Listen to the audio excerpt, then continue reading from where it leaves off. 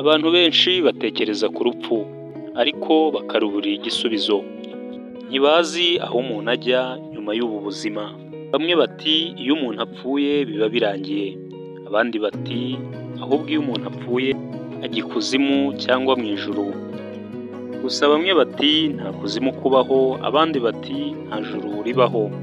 By'umuntu iyo apfuye biba birangiriye aho, nta kwibukwa, nta migambi, nta kindi kiba gisigaye uretse kugenda gusa. Gusa nanone ijuru ribaho kandi n'ikuzimu habaho.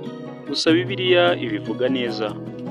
Itangiriro ibice 4 umurongo wa mbere. Aha tuhasanga buryo ki Abeli ari we mfura mu bapfuye, kandi Kayini ari we sekuruza w'abambura ubuzima bose, kuko ari we muntu wa mbere watwaye ubuzima bw'umuntu. Urupfu ni imwe mu ngingo zikunda kuvugwaho na bose, ariko buri wese azabinyuramo. None se urupfu ni iki? Bibiliya se yo ibivugaho iki? Se ni iherezo cyangwa ni inzira? Abaroma 6:23. Kuko ibihembo by'icyaha ari urupfu, ariko impano y'Imana ni ubugingo buhoraho iteka ryose muri Kristo Yesu. Urupfu si impanuka, ahubwo ni ingaruka y'icyaha.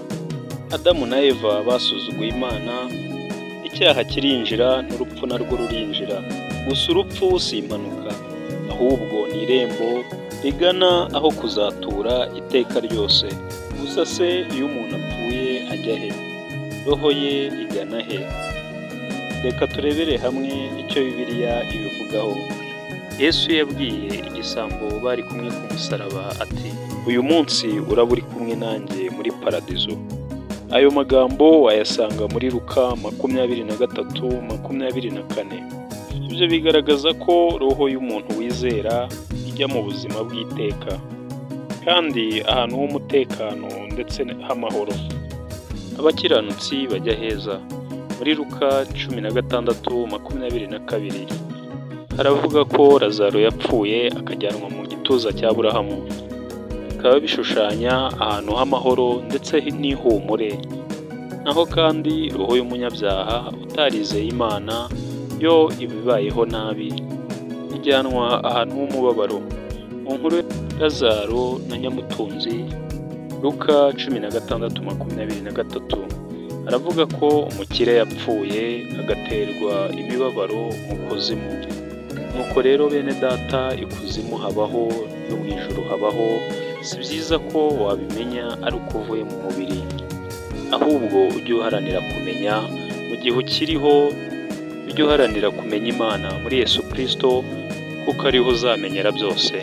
Nuko rero mwene data, nibakubwira iby'Imana ntukumve ko ari amabeshyo cyangwa se ari uguteka imitwe, kuko Imana iriho bya nyabyo, kandi n'Umwami wacu Yesu Kristo ariho bya nyabyo, kandi no mu ijuru hariho by'ukuri, kandi n'ikuzimu hariho.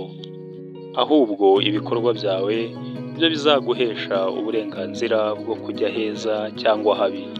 Gusa ugomba kumenya ko nyuma y'ubu buzima hari ubundi buzima. Icyo wakoreye nicyo uzahabwa, kandi ni nacyo uzahemberwa. Abantu benshi bamenya ko Imana ibaho iyo bamaze kuva mu mubiri. Gusa wowe uracyafite amahirwe yo kubaho, ntukabe nkabo. Haranira kumenya Imana ukiriho, ukiri mu mubiri, kandi uyubahije. Nawe umunsi uzava mu mubiri, nawe Uwiteka azakubahisha kandi azagutuza heza.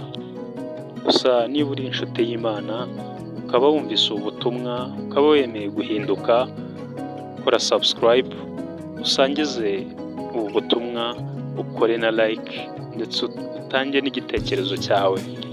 Yari Patrick Omega, gusa Imana ntiyatwibagiwe.